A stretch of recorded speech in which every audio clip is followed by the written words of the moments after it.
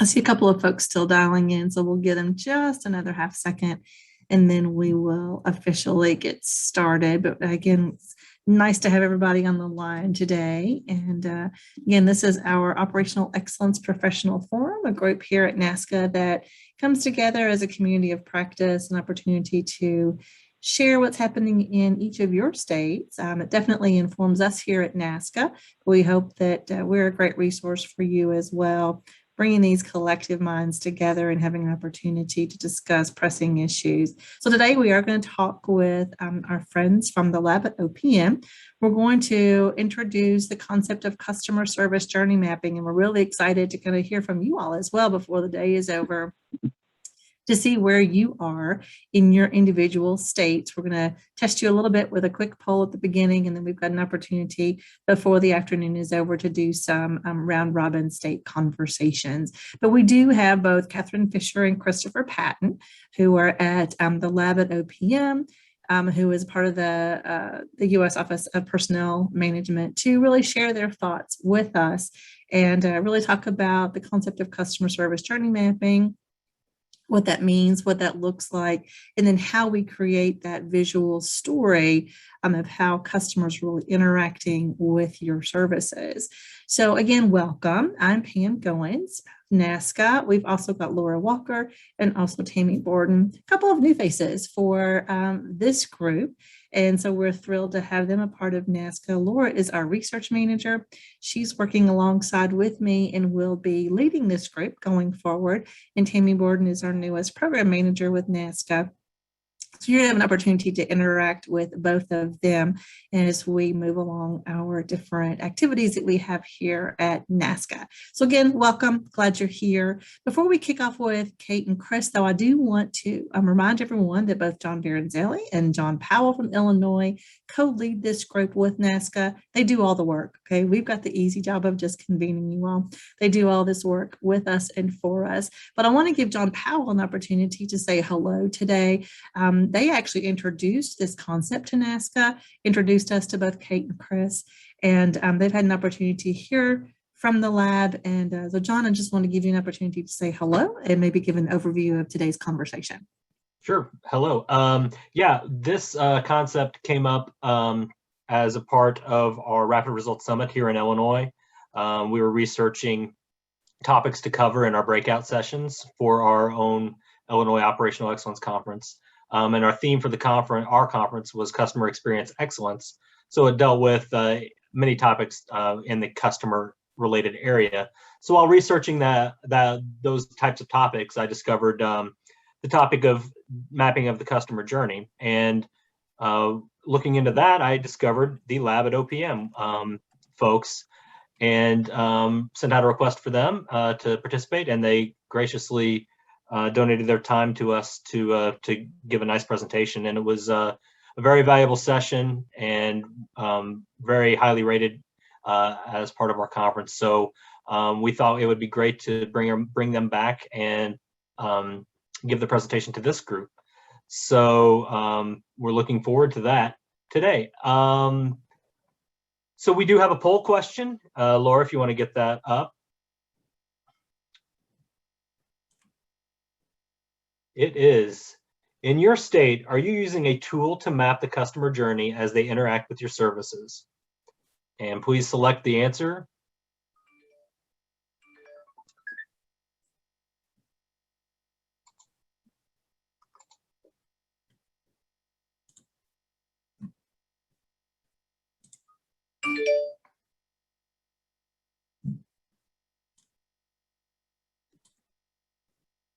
All right, do we have the results?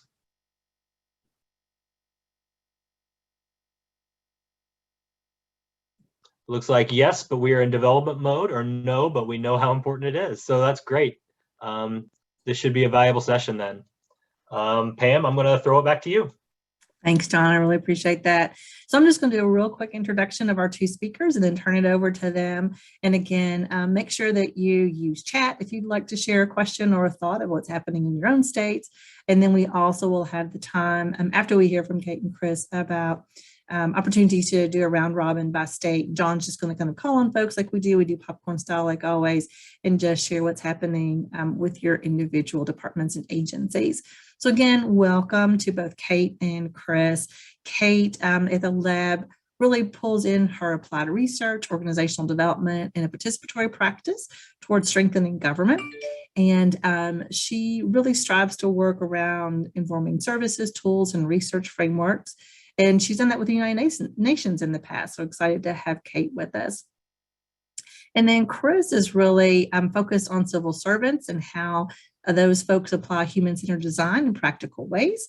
And he really looks at both local, state, and federal government. He's done that for several years. He comes to the lab at OPM from the Center for Civic Design, where he worked directly with elected officials in cities and states around the United States. So we're thrilled to have both Kate and Chris, and I'm going to turn it over to you all and let you all share your thoughts today. Thank you, Pam. We thought, since so far it seems to be a small group, we're always interested to know where are you all from and what is your role in government. So if maybe people could just chime in, and if you feel comfortable, tell us where you're from and what is your role in government.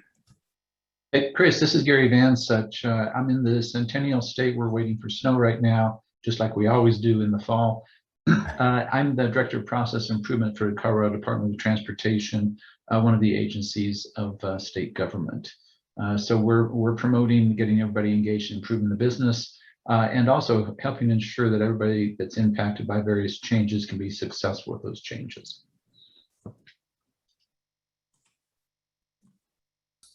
Thanks, Gary. Great to have you here.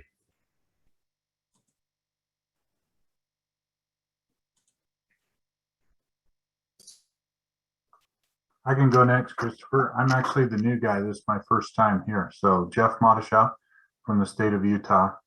It's kind of like Colorado, but the snow's a little bit better and it doesn't take as long to get to the ski resorts. So anyway, I work in the governor's office and my title is Director of Operational Efficiency. So supporting the agencies, departments and their improvement efforts. And that's what we do.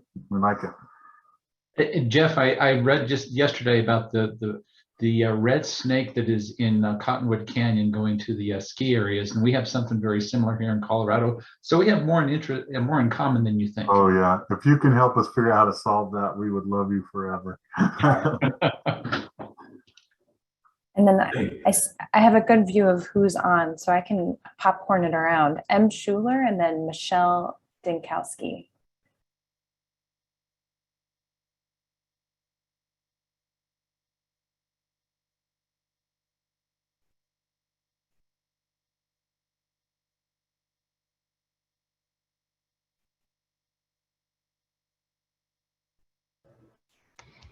Well, I can go ahead and jump in. This is Michelle Dankowski, and I am with the state of Illinois. I work with John Powell and John Baronzelli, and I'm an operational excellence manager with the Office of Operational Excellence. And I work with different project teams, helping them improve their processes, but also we do training to help individuals lead their own projects. Great, thanks, Michelle. And then Emily and John Baronzelli.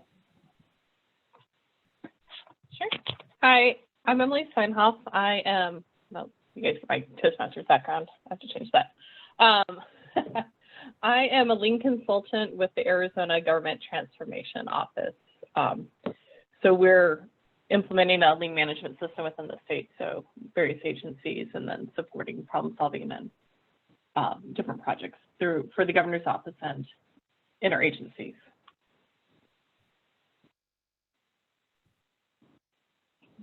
Well, hello, my name is John Baronzelli. I'm the Deputy Director in charge of the Office of Operational Excellence here in Illinois, and I work with Michelle and John Powell.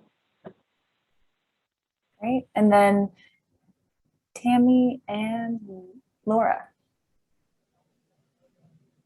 I can go first, Laura. I'm the new program manager for NASCA, and I'm really excited to be on this call with everybody. Thank you. Hey everyone, I'm Laura Walker. I'm NASCA's new-ish research manager. I'm really grateful to the lab at OPM for being here today, and of course, John and John for being so amazing in our forum. And thank you to everyone who came out today. We really appreciate you guys, and I'm really thrilled to be here. Thank you. Great. And I know John Powell and Pam. we heard Marcia. from- Oh, yeah. This is Marcia. I'm sorry I missed before, but my boss just called me away. I'm a policy manager for the Commissioner of Administration for the state of Louisiana. And then I think we captured everybody. Did we miss anyone? Anyone on the call? Pass it back to you, Chris. Okay. Well, it's great to hear what everybody is working on. I think this will resonate with you all, and we look forward to any questions that we can answer for you when we're done.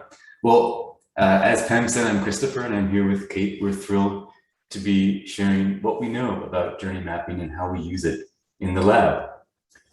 Pam shared a little bit about who the lab is. I'm just going to do our usual song and dance so you can get the full picture of who the lab is. We are inside the federal government. We're inside OPM, which is the Office of Personnel Management. And the lab does a couple different things around human-centered design within the lab. We teach classes around human-centered design. So if you work for a federal agency, you can sign up and take a class around human-centered design. Or if your agency wants to come to us with a particular project, you can also pose that project to us, and we'll work with you to do that project using human-centered design. I'm actually on slide, I'm going to move to slide 3, Kate. Great. So, we do have a strategy that we bring to this, and a couple different things that I've mentioned already. The classes that we teach and also the projects help to grow design skills and also bring design into new domains that we may not have used design before through the classes and the projects. But also what we do in doing all those projects is make sure that when we do that work, we are teaching everyone who we're working with how to do that design work, so that ideally when we walk away, they can do some of that work on their own without having to rely on us in the future. And then the last piece, it's kind of the strategy of how we work, is when we meet different people who are doing design, like you all in the federal government, or thinking about this way of working, we want to meet you and we want to connect with you. And that's why we're so excited to be here today. And on the next slide, you'll see, if you're curious about who do we work with and what are some of our projects. One example is a group called the Veterans Experience Office, which is inside the VA, Veterans Affairs. I'm going to talk about them later on in this presentation, but we're working with them right now to design some custom classes around human-centered design. We're also working with USA Jobs. This is where you go if you want to apply to work for the federal government. And so we're thinking about what that experience is like and how we can make it better. We're also working with GSA and helping them design a process to help estimate design and construction costs. And also National Park Service, helping them think about the concept of the visitor center and what it should be in the future. So wide range of projects. Now I would love, on the next slide, for you to be able to walk away from today as an expert in journey mapping. However, Kate and I don't think can offer you that in 20 minutes. But I think what we can do is a few things, which is that you'll be able to understand why it's important in government. And you'll be able to have a definition of what journey mapping is. We'll share an example with you. And we'll share some tips that we've learned through our years of doing this work in government. So I'll hand it over to Kate to get us started on that list. Yeah, thanks, Chris.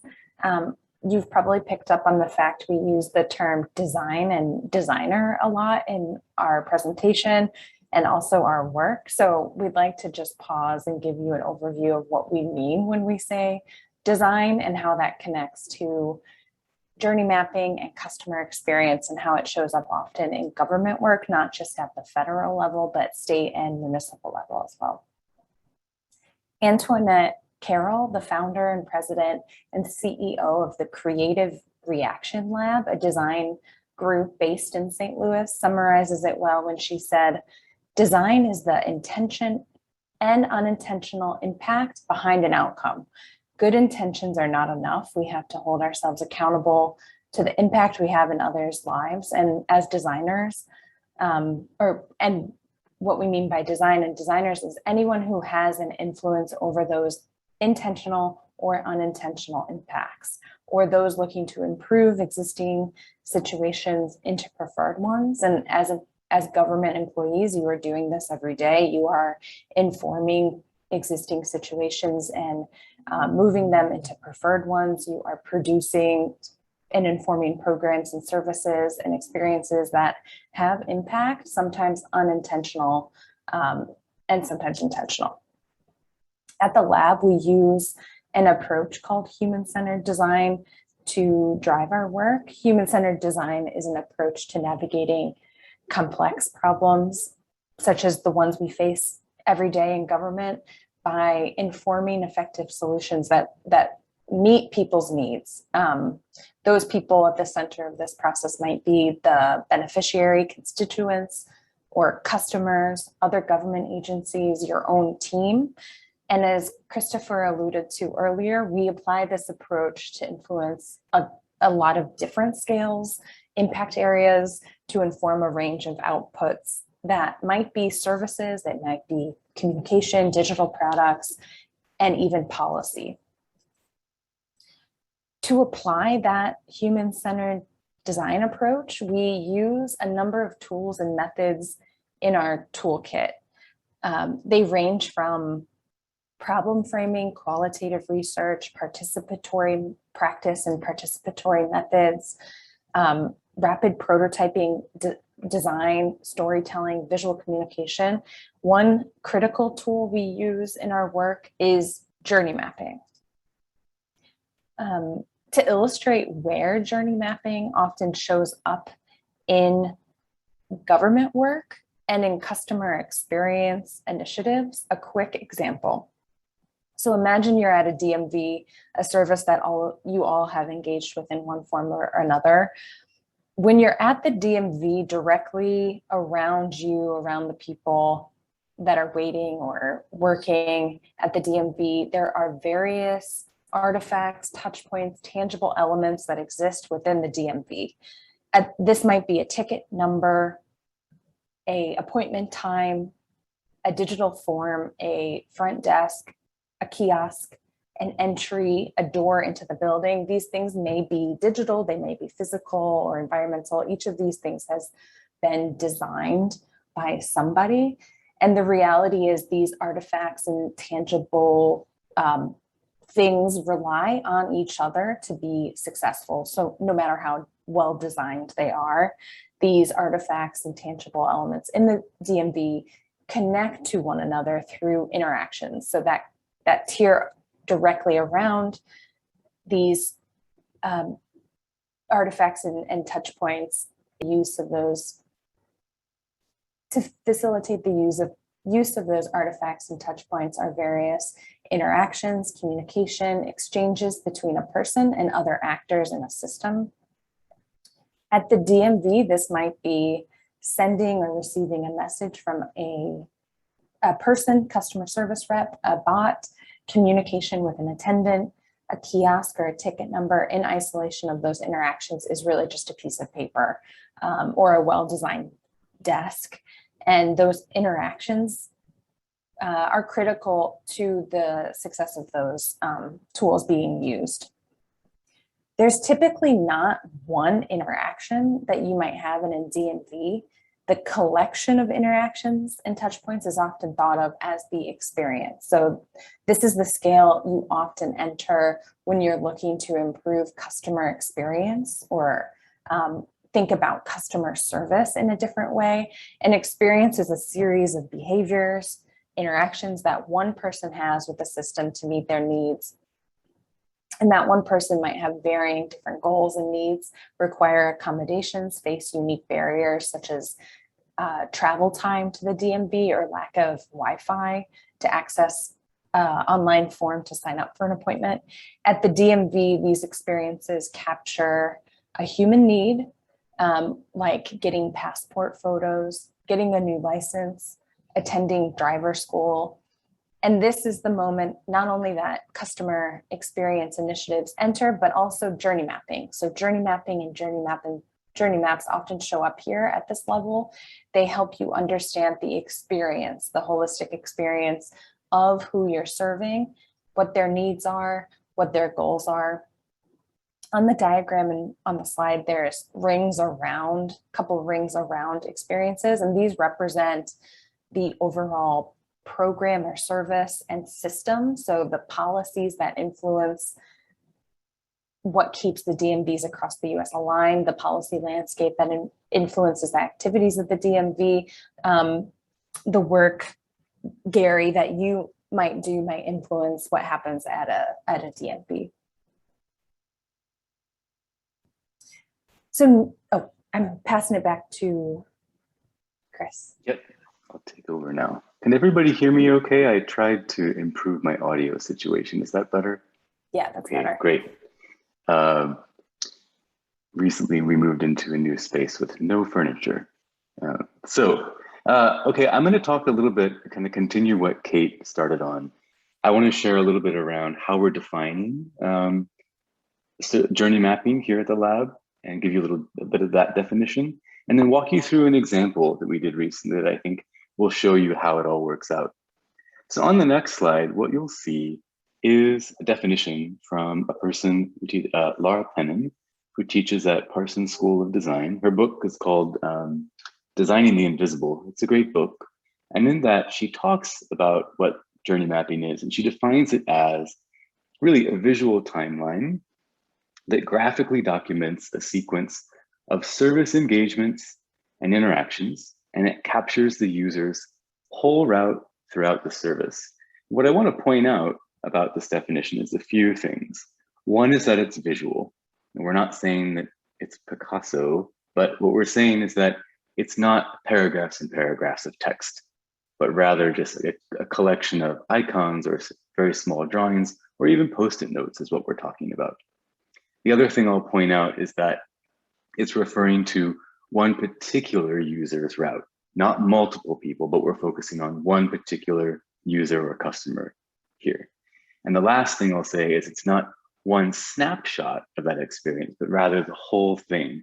We're trying to take a landscape view of that whole process that they're interacting with.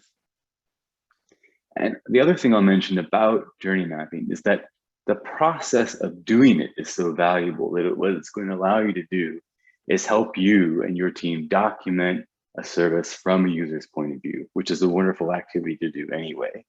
And that it will show you when you're done how different people are interacting with a service at different stages. So it's really valuable for even those things.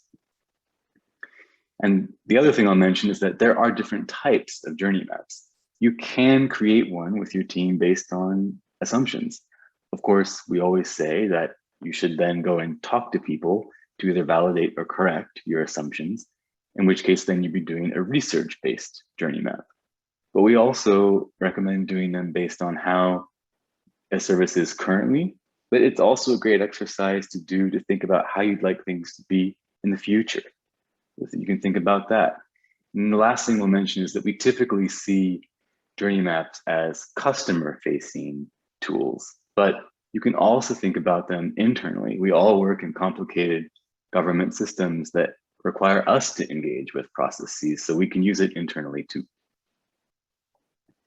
When you Google a journey map, you'll probably see something that looks like this. Very polished, colorful, probably professionally graphic designed. This is not how we start out, but this is often the final product. So this is what you end up seeing when you Google something. Even though that's the case, there's still a few things that you can learn from just looking at this. The first thing you'll see is it is rather linear. So you'll see that there's kind of a timeline thing happening here. So those are consistent across journey maps. And if you look really closely at this slide, you'll see a plus and a minus. And what that's doing is showing you along that user's journey, specific things that are happening that are helpful or beneficial or positive that are occurring along that timeline. And then the minus sign, as you might expect, is things that are more challenging or pain points or things that are more difficult that we're aligning along those moments along that timeline.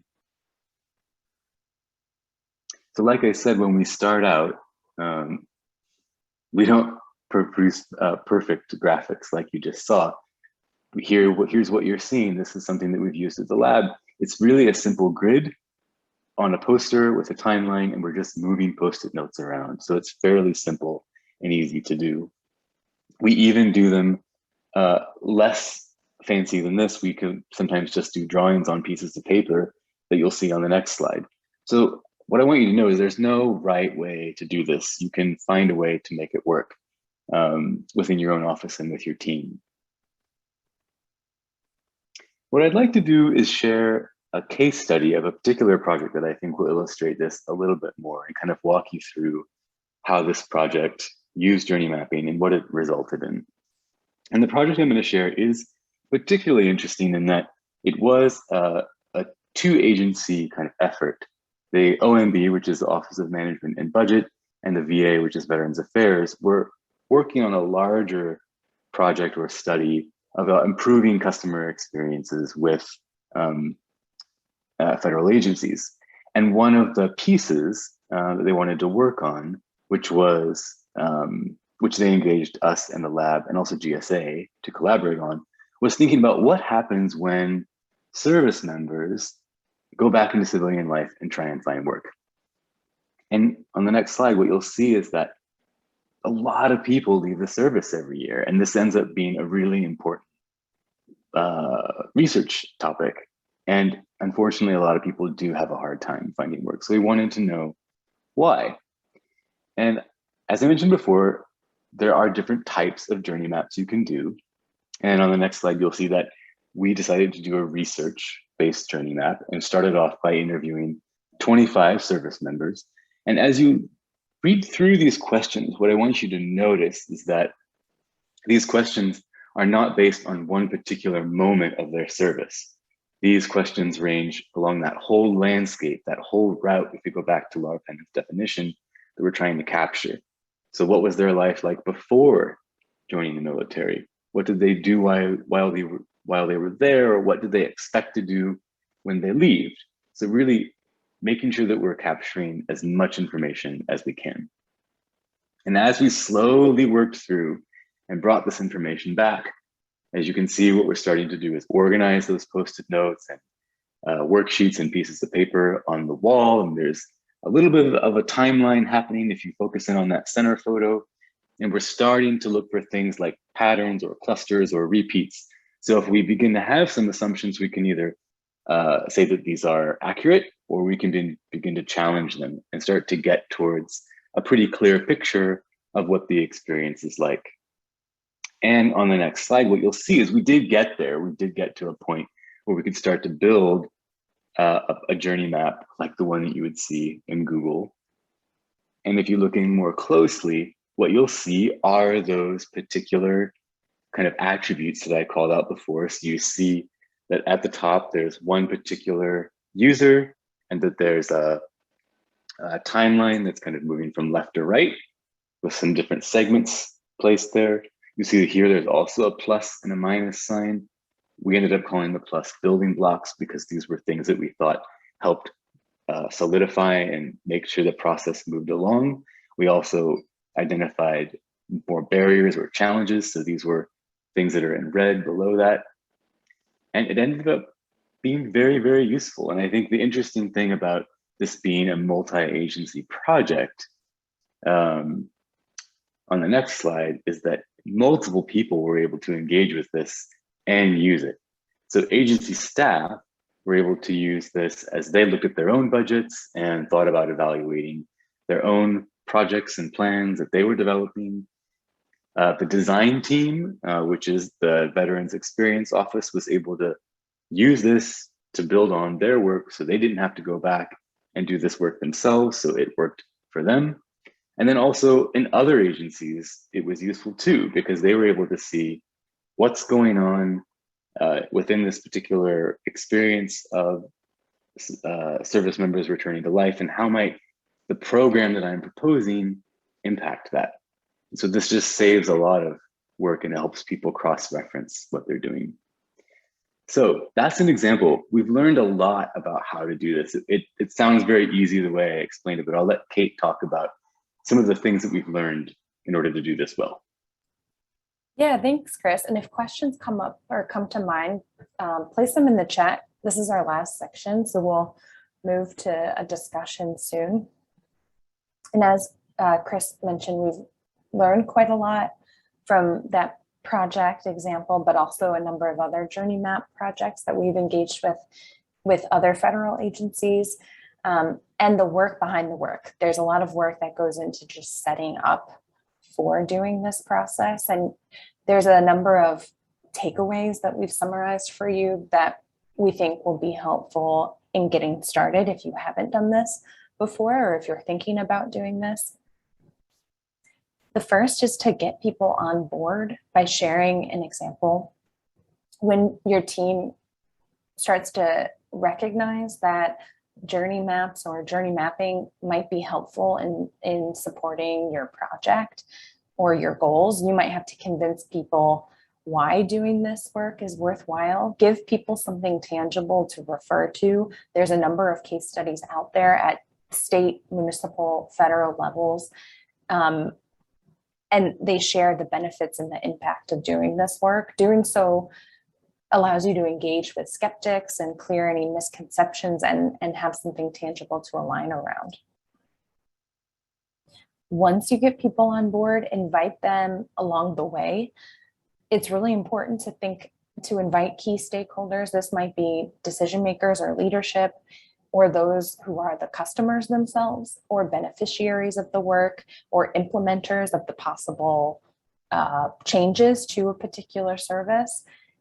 And doing this helps you create more buy-in and helps the work meet the needs of those that you're serving. This not only helps to produce a more thoughtful, representative picture of the experiences that people have when engaging with your services, or the experiences people want to have when engaging with your services, but it also generates shared ownership over the work and ownership of what comes after. Give folks opportunities to act on what you discover. Journey maps help in the consensus building because they're tangible and visual and really understandable. And they help to prioritize investments in your services. So journey maps can be a strategic storytelling tool to help team members, stakeholders within your organization understand what's working, those building blocks, or what's not working, and what actions and improvements need to be made that require investments. And lastly, journey maps are not the final step of the process. Journey maps are one piece of the ultimate process. They help to lead to better customer experience, but they're not in and of itself going to produce better customer experience. And I think that's a very important point, and it's often quite hard to move beyond journey maps often, but they do help to identify possible improvements. In closing, journey maps contribute to understanding of the customer experience by challenging assumptions about who you're serving, providing a structure for making sense of complexity in your programs or services. The structure allows you to imagine a possible future, and it provides a rationale for your decisions. If you're just getting started, there's ways to get started quickly and easily. Start small. We showed you some examples of really designed, a lot of investment went into them, journey maps, but you can start with just a sketch and just a idea of a process. Find others that are doing this work, even if it's across teams or across agencies or even outside of government. Find a trusted advisor. Journey maps will likely require a lot of collaboration and coordination, possibly across agencies and across teams within your agency. Finding an advisor that sees the value can help you do that and play a big role in connecting dots. Do some secondary research if you don't have the capacity, time, or ability to do that qualitative research from the case study. Understand what your existing administrative data is saying. How can you map existing data into a journey map to understand the current state? Look to secondary research on what's already been done by similar teams or others that serve similar groups. Identify your questions that you want to answer in that research and in future research, and build a research plan around your journey map. This can also help to produce buy-in when distilling down your approach into some type of plan. So some questions for you. What are some high impact services or programs that you want to improve? What do you know and not know about them? Who are the customers, or who are you serving within those services? Again, they might not be public facing. They might be, your customers might be internal to your agency or team, and those are services too. Who might face the most burdens, barriers, or unique needs when trying to access those services? And how could you find out more about those needs? It'd be great to hear from you. Feel free to raise your hand or just come off mute. Any responses to any of these questions, but we bolded one in particular. Who are your customers that might be facing the most burdens or barriers or have the most unique needs that you could center in your possible journey mapping initiative?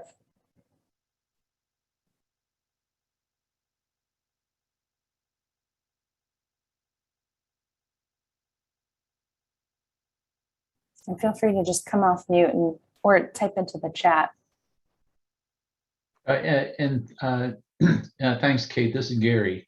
So first of all, I want to say thanks, Chris. For the platform questions. Yeah, we're trying to use Mural also, and it sounds like that's what you're using to get those folks engaged, as you were talking about. For us, our customers. For my own team, I've always said it's the other people at CDOT that serve other people. So we're in service of the people that serve other folks, and it there are classes of those customers, and certainly some of the barriers are just it's front and center in my mind today. The inability or the limited ability to actually get together with those folks in person. Most everybody is still working virtually, at least in Colorado. So it's certainly a unique barrier. I think it's common for us. And it's certainly for us trying to provide them services. In the past, just like you all, we might be in a room, we're whiteboarding or sticky noting on flip charts or something, and it is certainly more challenging. Anyways, that's kind of top and center of my mind right now. Yeah, it's a great question. And I know Chris added a response in the chat that we found ways to make it work with platforms, but it is difficult to reproduce what the value that comes from in person and being together in the virtual environment. The benefits, though, we have been able to engage more people. Recently, we did some work with CDC around the opioid guidance update that they plan to produce. And we interviewed over 100 folks from the chronic pain community, and also formed the CDC group we worked with, formed a smaller subject matter expert advisory group. And we were able to pull more people into the process than we would have been able to if everything was all in person, just by the nature of the folks we were interviewing and engaging were spread out across the US. And it offered more space to have them influence our insights and our findings.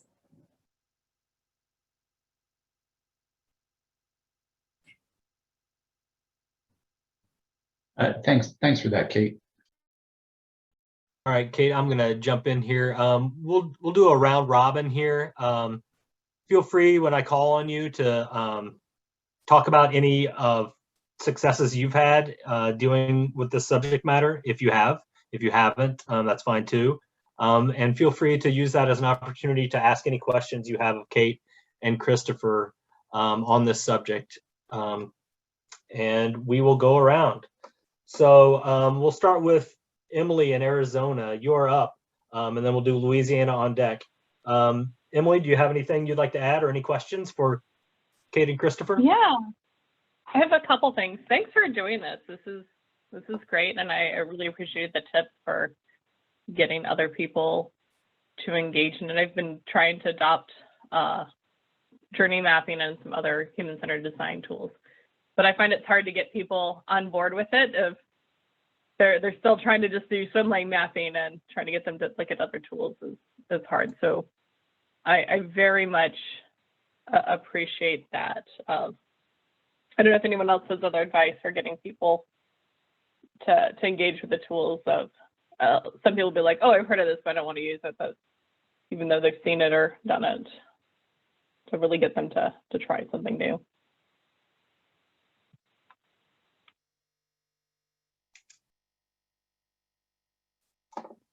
One right.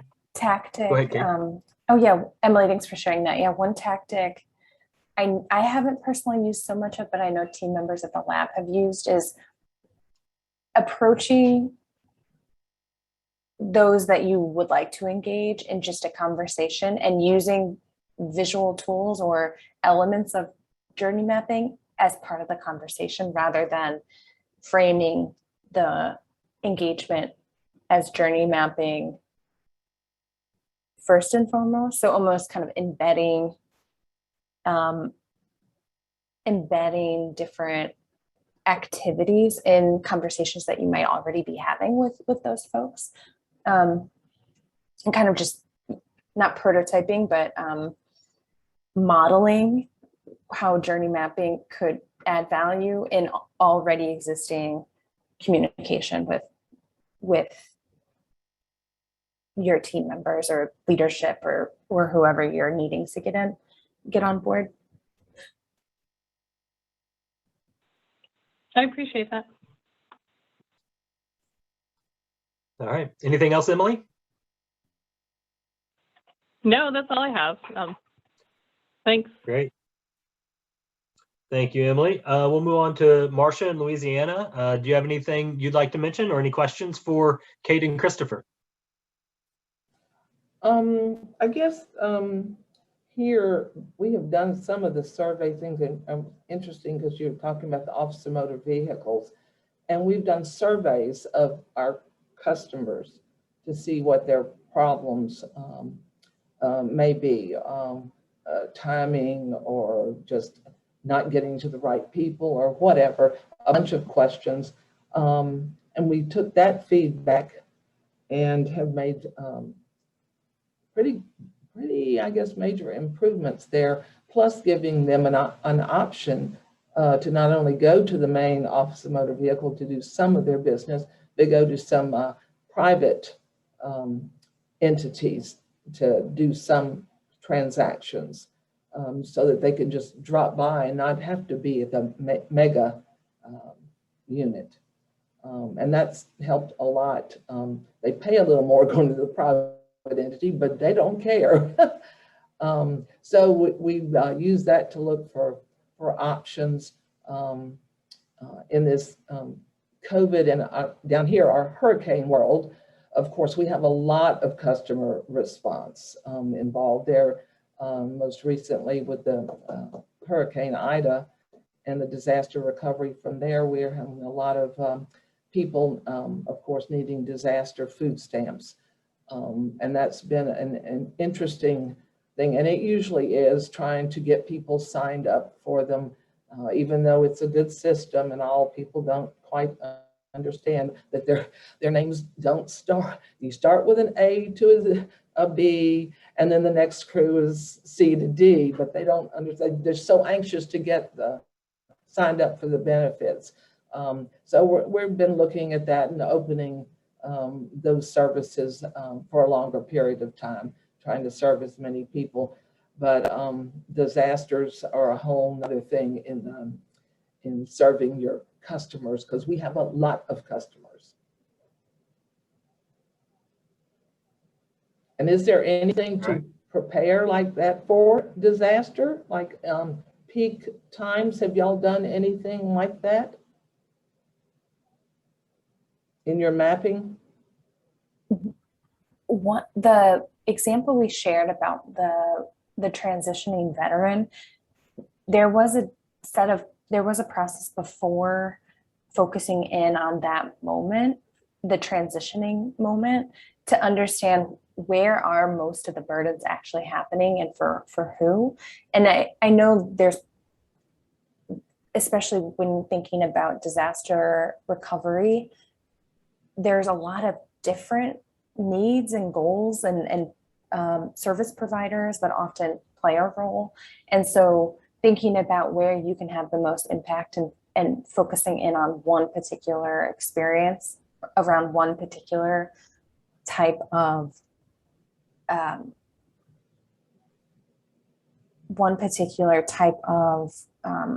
of person that has those unique barriers, I think is kind of a task before journey mapping, and one that sounds like would be relevant for you. So thinking about prioritization, where can you have the most impact for who currently is being served and who is not, and how to support those that might be underserved amongst the current state. We pretty much know who's hurting.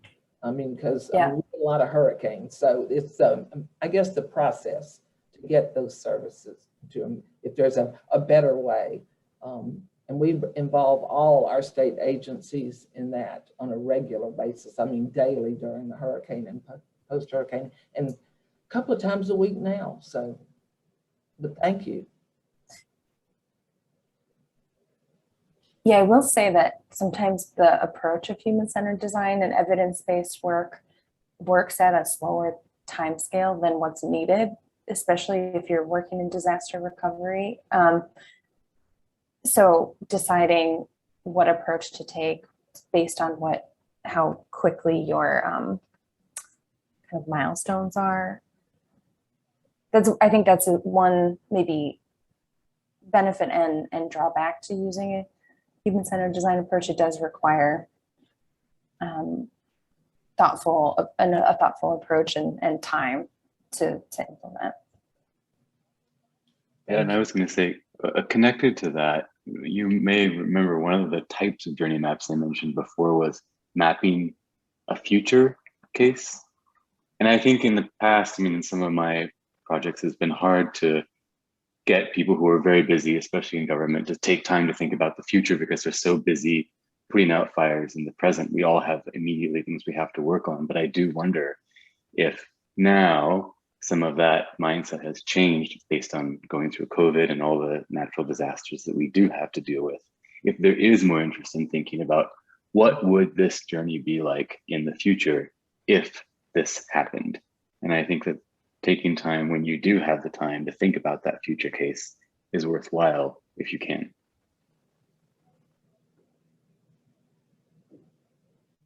All right, thank you, Marcia. We'll go to Utah and Jeff next.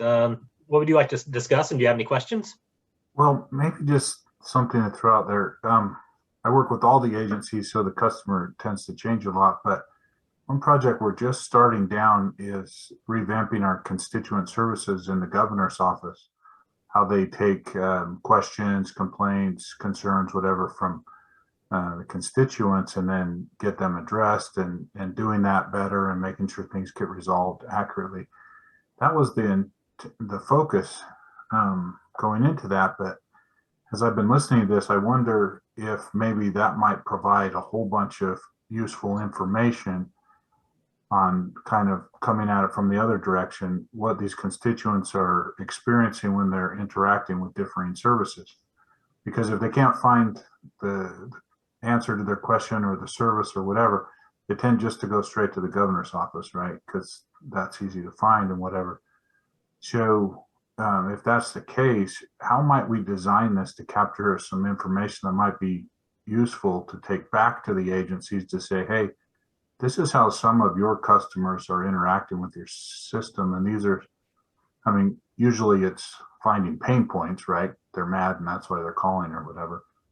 But any advice on things that we could include in that to capture information that would be useful on the back end for the agencies, I guess. That makes sense. Yeah, it might, one easy tactic would be to broaden the time scale in which you map. So you're not just thinking about approaching your research or the journey mapping with the constituent services at the governor's office, but actually before that, and even before that, where do they go first? How do they get an awareness of the constituent services at the governor's office? How do they then interact with those services and then leave to do possibly other things? So broadening to include both questions to prompt for learning about that before and after, but also just designing the journey map or the tools that you plan to use to capture your insights a bit wider. Okay. Yeah. Yeah, that's interesting. Okay, thank you. That's helpful. Great. Thank you, Jeff. Next up is Illinois, and Michelle has a question. So Michelle Dankowski, you're up. Thanks, John, and thanks, Kate and Chris, for putting this presentation together. And I am sorry if I missed this as part of your presentation, but does the OPM staff, do you guys do all the research and do the customer journey mapping for the teams that you engage with, or do you teach them how to do this for themselves? Or is it kind of a mix?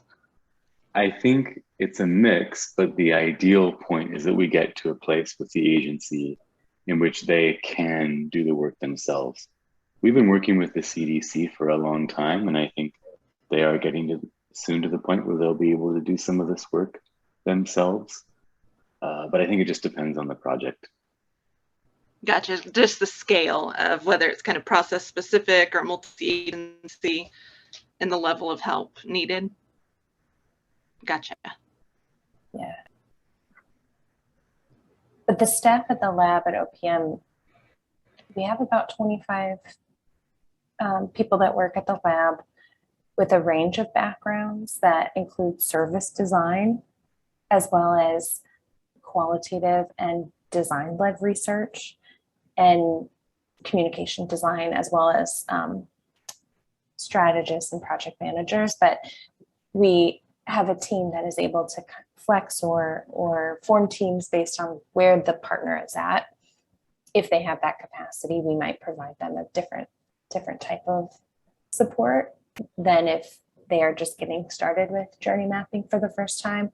We'll probably do a bit more of the actual work alongside of their team. Gotcha. Thank you. Great. Thanks, Michelle. John Baranzelli, anything you want to add? No, I was going to suggest that Michelle might have a question, and of course she did. So I would like to say thanks for conducting this presentation again to both of you. This has really been useful for us. Thank you. Thank you, John. And I will send it back over to Pam. Let me just quickly thank both Kate and Chris. Thanks everybody on the phone for joining us as well. These are always such enlightening conversations. Again, it's helpful to us, hopefully helpful to you as your peers as well.